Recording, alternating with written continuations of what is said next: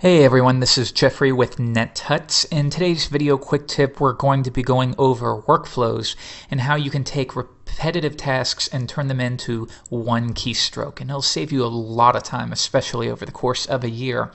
So there's a handful of tools you can use, whether it's something simple like Text Expander or Texter, or a code management tool like Snippets. You can see here this is where you can manage common snippets that you need to reuse, and then you can pull those up whenever you want to. But what about when you need more actions? You need repeated actions. For example, if you want to click in a certain area or type a specific keystroke or something like that. In that case, you need to use something a bit different. So we're going to be looking at mostly Keyboard Maestro, but if you're a PC user, you can look at AutoHotkeys. Very popular, it's free. And then this other one I've heard great things about as well, AutoIt or AutoIT. So I'm a Mac user, I'm going to be using this one. It's not free, but you do get, I think, like a month trial, so you can try that out. And I'm going to show you how to integrate it into your normal workflow to make things a lot quicker. So let's go into a Coda and we have a empty HTML file. And I'll show you here that here's some example scripts that I've created for us. So let's say we have this hello world, and this is your project here. And if you want to preview it, you could try to search through it, especially if you're going from different editors. You could maybe find view and preview in and click one of these. But sometimes it's easier just to type. That way your hand never has to touch the mouse. So for in this case, I can type prev Chrome. And what that's going to do is it opens it up in Chrome. Very helpful. And you see it gets rid of that text. Or if I forget it, I have this floating palette, and I can do the same thing where I type it. And that's all available because of Keyboard Maestro. Same thing with Firefox, prefff. That'll delete the text and it'll preview the project within Firefox, as you can see right there. So that can be really helpful. But you can do a lot of cool things, whether it's something as simple as duplicate a line, or you could delete till end of the line. So if maybe you're coming from a program like Vim and you're used to maybe pressing capital C to delete until the end of the line, you can do the same thing here by pressing Control C, and that's going to do the same effect. If you want to surround with, let's say I want surround with, I can use, assuming I have T for Coda installed, I can do surround with and type what I want. What's nice about this palette is that it's floating, so you can hide and show it whenever you wish, and it's simply a helper, so you can still type the normal keystrokes, or if you forget them, you can come here to this palette and use that instead. So let's look at some other ones. Let's say this is a CSS file, and we have, we'll do some base styling. Margins, auto, position is relative, and we'll say top is 50. Now assume you have a full style sheet and you want to minify it. Well, there are some plugins, or you could do it on the back end, or maybe you go into Chrome and maybe you go to a site like cssdrive.com in order to do it. Many people do that. Well, that takes a lot of steps. You got to open your browser, you have to find the website, you have to paste in the code, you have to compress it, then get the code out of it, and then come back and replace it. All of that takes up time, when instead, if I want, here I can do minify CSS. That grabs it, it comes in, loads the page. Now you can see here, it's not automated. What it's doing is it's just repeating the actions that I've done here. So it'll take maybe 5 seconds or so, but it's an easy way if you do something over and over and over to save you a lot of time. Let's say I'm doing JavaScript, var.js equals something. Hello is world. So we get that. Same thing again. I can just do, assuming I don't have a plugin already installed, which I do, I could do minify JS. And this is going to open up a JS compress site, paste that in, it'll compress it, it grabs the code, comes back, so it's like having a robot come and help you. Let's see what else. I'll show you one more. What else would be kind of cool? How about if I'm working in CodeIgniter and I want a new project? So if you're not doing it from the terminal, you might have to go to codeigniter.com, download the latest version, and then unzip it, and then move it into your htdocs folder. That all takes a lot of time. In this case, I can do new CI project. What that's going to do is it's going to go into terminal. It's using wget to download the latest version. It then moves the file into my htdocs folder, and then it opens that folder for me. And then at that point, all I have to do is drag it in, and I have a fresh installation of CodeIgniter waiting to go.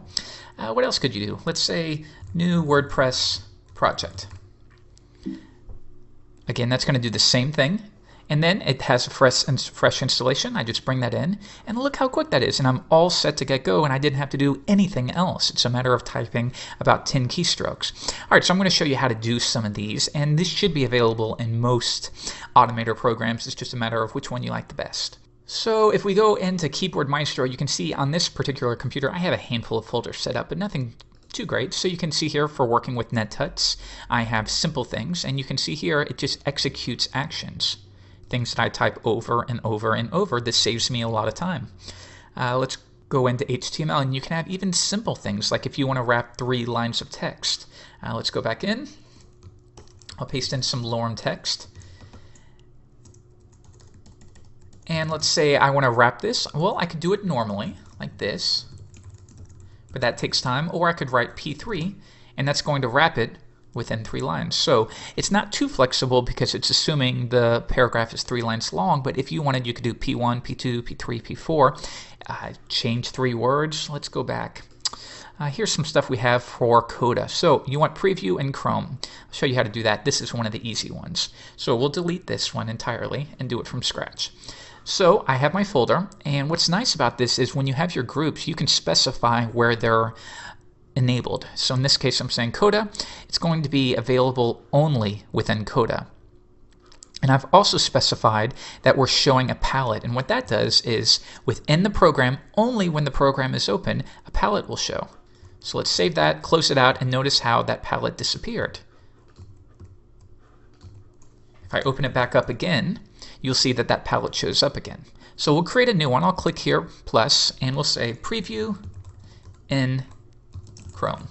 So now at this point I have a trigger, and I can say, all right, do I want it to be a hotkey like Control-Shift-M, or do I want it a type string, or do we want to add a special, maybe a macro palette or something like that? Generally, you're going to use one of these top 2. So in this case, we're going to type string, and we want it to be prev Chrome. So notice here that it automatically checks this. So whenever you type this keystroke, by default, it's automatically going to delete everything you typed. Okay, cool. So now at this point, you can begin adding your actions, and you can do it manually. Like if you're a Mac user, by default, a program called Automator is installed, but it's a little more difficult to use. So I think Keyboard Maestro is a little more friendly.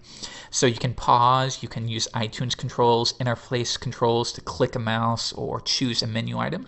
But what's really nice is you can press record, and it'll just remember everything you do. So I'll hit record, go into Coda, view, preview in Chrome, and now we're done. So I can go back and press record, and now we're done recording our little macro. A couple things here though, we don't need to click the mouse, and we don't need to move to Coda because we'll already be in there. And then activate, we can get rid of those as well. So all we need to do is when I type prev Chrome is we're going to go into the view menu, preview in Chrome. All right, and that's it. So let's try it out. Let's go back into Coda, and I'm going to type prev Chrome. And there we go. Really easy. You don't have to memorize anything because you're just typing text. It's really easy to use. All right, let's go back and try something a little bit harder. Why don't we do, what else? Vendor prefixes. This is a helpful one. So you know when you're writing your CSS, if you have maybe box shadow, you have to do Moz box shadow, WebKit box shadow, and then the regular form. So wouldn't it be nicer if we could just do box shadow, and then do X offset, Y offset, blur, color? We can just type a shortcut. So I can either come to my palette and choose vendor prefixes, or I have it saved to VCSS. And now that's done for me, and I can continue on, and I only have to worry about the official W3 recommended version rather than having to repeatedly write these vendor prefixes. So let's build this one on our own as well. So I'll delete that, and we're going to create a new one. Vendor prefix CSS. So that's our label, but the actual trigger is going to be a type string of VCSS. Now you want to be careful of when you're using type strings because you may type it in your everyday typing. So what I usually do is add space after it. That way there's no possible way that key sequence would be typed unless I am trying to trigger that. Okay, so let's go. New action. Let's go ahead and record. And I prefer just to do it directly in it. So we'll go in here and then we'll say Shift Command left, and we're going to copy all of this. So I copy it, and then I go to the beginning, and now I'm going to go up, type Moz, paste it in, go back, type up. So you're pretty much what you would do in your normal.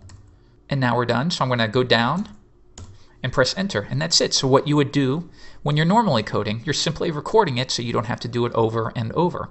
And it doesn't matter how long it takes you, it's going to do it as quickly as possible. So when you're done recording, make sure you go back and fix everything. Like here, we don't need those.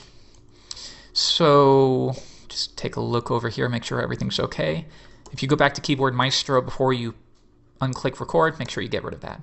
All right, looks good to me. So let's try it out. So we have box shadow, type VCSS, space, space, and that's done for me. Really easy. Let's do another one, see if it works. Border radius. And we'll say 5 pixels. VCSS.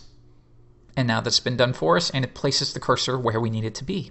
Okay, let's just do a couple more. Let's take a look at the Structure app that we offered for download. It's just a very helpful app. You can get it on NetTouch here. It's a simple app that you can build a file structure here, and many people noted it would be nice if there were templates. So maybe you could have a drop down for WordPress and it would build your base structure. So though that's being added to the next version of Structure, we can mimic that very easily with a program like this. So let's try it out. Let's go back into Keyboard Maestro. And this isn't going to be Coda, so I'm going to go into my web dev. And you can see I have one right here, WordPress theme, and that's everything that it types. But we'll do another one, and we'll call it new WordPress file structure. And I want the trigger to be type string, and we'll say new WordPress theme. So when you type that, by default, it's immediately going to delete those characters, and then we need to record our action. So we begin by first opening up Structure. So first we need to add our folder name. So I'm going to press right, and we'll call this new theme. All right, now I'm going to press tab, and here I'll just begin typing out what you would need for a new WordPress site, like index.php, page.php, single.php, archive.php, functions.php, style.css, and then we'll also add our JS folder, an IMG folder, a CSS folder. And there's so many WordPress files, but let's say that's enough for a beginning site. Now I'm either going to click Create or press Command Enter, and now we're done. So let's come back, press Record, and if we go back to my desktop, you'll see that that file structure has been created. So it's a very helpful little tool. So let's delete that and now try it out. All we have to do to trigger this is anywhere, type new WordPress theme space space. So let's just grab anything. I could even type it without a text editor and it would activate. New WordPress theme. And you can see it creates that. And if I go back, that's been added for me.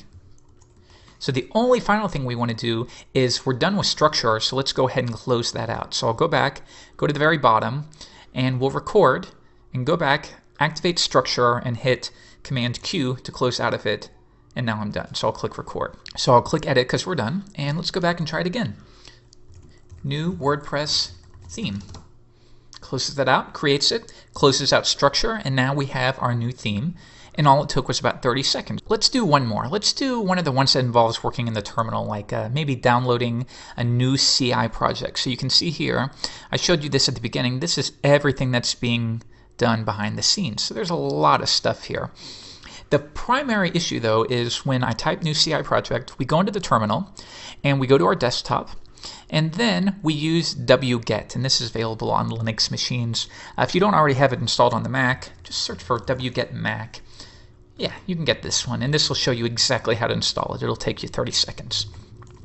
So what that allows you to do is you can insert a path to where a zip file is, like this, and then it'll download that file. And then we unzip it, and then we move it into our MAMP folder, and then we remove the zip file we just installed, and then we move into that new directory and open it. So we'll come back here, and by default, let's disable that one because we're going to do this one from scratch. We'll call this new CI project, and the trigger is going to be CI project space space. All right, so the first thing we have to do is record and go into the terminal. All right, now if you ever need to take breaks, you can always press record right here. Now just make sure when you do, get rid of any of these click mouses because they're not needed. So all you do right now is activate terminal. Or if you wanted, you could also just do it manually, and you could go plus, and you could say open file or URL. So click on that, and then you would choose this and manually browse. So it's just whatever you feel most comfortable with. I can be a little quicker if I choose record. So again, let's do it again. Record, open up terminal, and now we're going to go to our desktop. So I'll type cd desk, and if I press tab, it'll automatically fill that in for me, and I'll hit enter. And now we're in the desktop. At this point, we need to download CodeIgniter.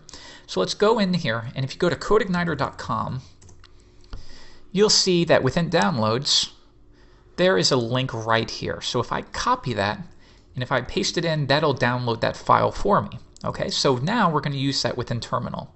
So here, record, and go back into terminal, and I'll type wget and paste that in. But remember, that's the problem, is you can't paste it in because maybe you'll have something else copied. So go back to record, stop, and let's get rid of these 3 sections right here. And I'll come back and I'll delete everything that we have right here. So let's try it again. Record, back to terminal, wget codeigniter.com/download.php. Now what that's going to do is it's going to download all the files to my desktop. So let's press record and stop and come back, and you'll see that the CodeIgniter file has been downloaded. Okay, so the next step is to unzip it to a specific directory. So if you never know how to do these things, all you have to do is search for it. So you could say unzip to folder Mac terminal, something like that. And you can see here, here's an easy one where you can see unzip the file, and then it's going to a directory, and you paste in the path to where you want it to be unzipped to. So let's try it. Let's go back, and we'll come back here, record again, and we'll say unzip, and I'm going to type CodeIgnite, and then press tab again, and that'll fill it for me. And we're going to go to a directory, and we're going to unzip it to applications, MAMP, htdocs. And if I hit enter, you'll now see that it's unzipping. However, here it's showing that I already have that folder installed because of my example here. But in any other situation, that wouldn't be there. So I'm going to keep it as it is. So now the final step is we have to delete the zip file that we have right here. And you can do that by pressing RM in the terminal. So let's come back, and I'm going to press record again. And we'll say RM CodeIgniter, and now we're done. Press record, come back, and that's been removed. So now we just need to go in here and clean up anything. So let's get rid of this, activate terminal. We don't need this, get rid of that. Any place where you pressed record or stop, get rid of that. What else? And that should do it. Okay, so let's try it out. I'm going to press edit, and we'll come back and go into a program, any program. So I say new CI project. So the keyboard shortcut is going to be CI project space CI project. So you can see it's downloading the file right now, and as soon as that's done, it's going to unzip it, and then finally it removes the file. So if we go into our project, desktop, websites, CodeIgniter 1.7.3 has now been there. So let's do one more thing, is let's open that folder. So the way you can do that is you can browse directly to it. So I can say cd applications, MAMP, htdocs, and then CodeIgniter, and that'll open that. And then if I hit type open period, what that's going to do is it's going to open that specific folder in Finder. So let's just replicate that within Keyboard Maestro. So let's come back, edit, and we're going to do the same thing again. So we'll type cd to go back to the main directory, and we'll say cd applications, and then MAMP, and then htdocs, and then CodeIgniter, and I'll press tab to autocomplete for me. Press enter, and now we'll type open period, and that'll open that within Finder. All right, so let's try this one more time. I'm going to go back to my project and make sure that if I have anything there, we get rid of it. And let's try it again. CI project.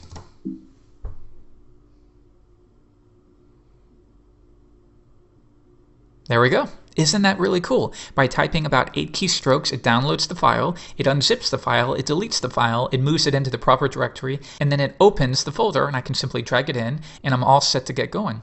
All right, so that's been a crash course in working with a program like Keyboard Maestro, or again, like I said, look for AutoHotkey if you're a PC user, or you can play around with Automator on the Mac.